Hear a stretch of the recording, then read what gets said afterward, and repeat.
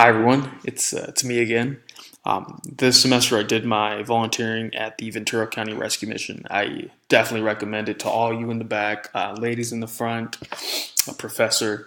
It was a great experience. It's very humbling to see people in need and you be able to help them. It's just you take a lot of things for granted, and this really makes you appreciate uh, the mundane things you're used to every day.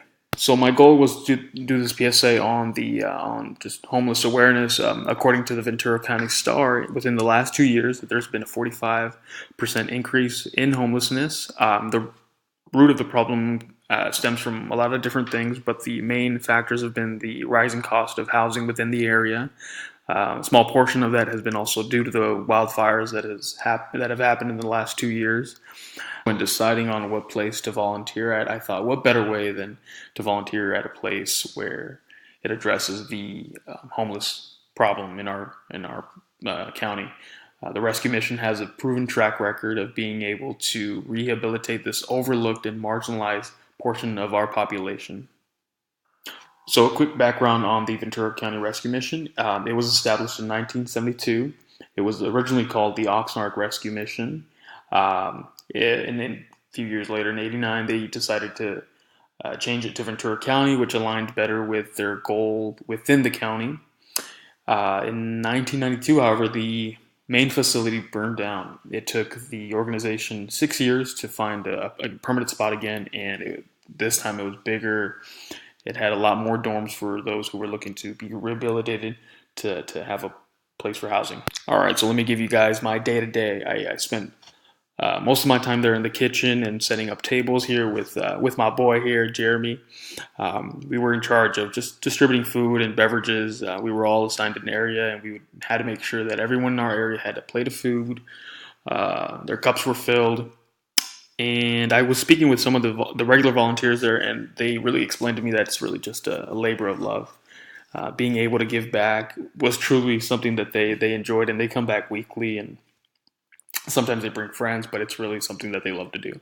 And so that's what we did every other day. Um, it is really rewarding.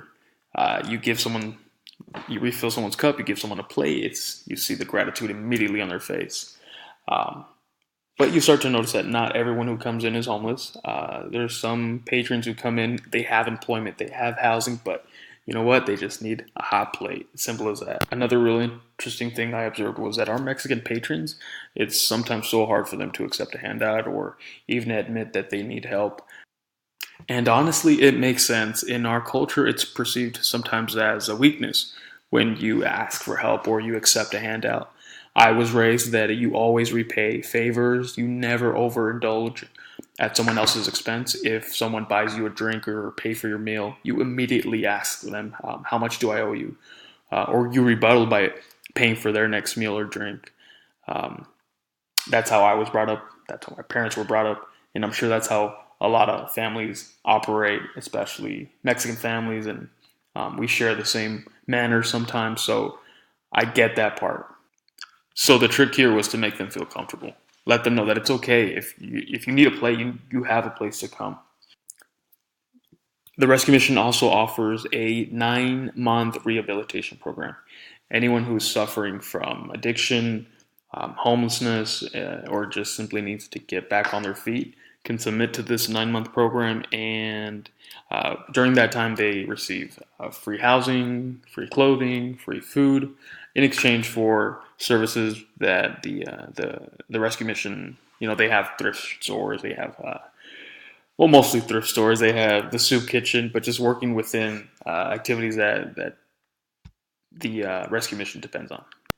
And it's a real structured program. It's 9 o'clock curfew, 8 o'clock curfew, I believe. They have group counseling, individual counseling. Yeah, they even get lifts sometimes. Sometimes the guys there have court hearings or custody hearings, so they get rides there. The director of the rescue mission emphasizes to these gentlemen involvement after those 9 months with the Ventura County Rescue Mission.